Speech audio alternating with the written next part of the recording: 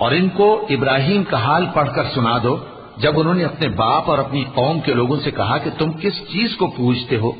وہ کہنے لگے کہ ہم بتوں کو پوجتے ہیں اور ان کی پوجا پر قائم ہیں۔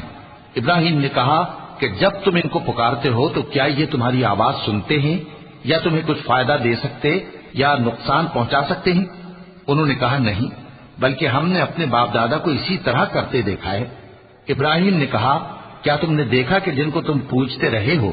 تم بھی اور تمہارے اگلے باپ دادا بھی، تو وہ میرے دشمن ہیں، مگر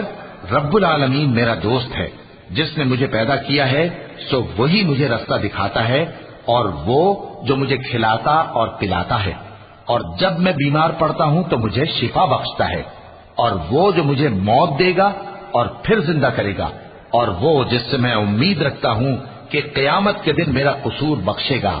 اے پروردگار، مجھے علم و دانش عطا فرما اور نیکوکاروں میں شامل فرما،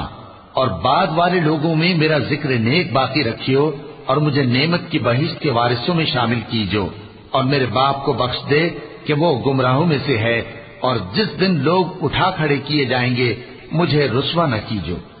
جس دن نہ مال ہی کچھ فائدہ دے سکے گا اور نہ بیٹے۔ ہاں، جو شخص اللہ کے پاس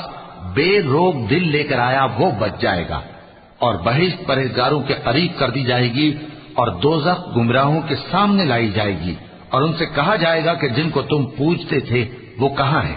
یعنی جن کو اللہ کے سوا پوجتے تھے کیا وہ تمہاری مدد کر سکتے ہیں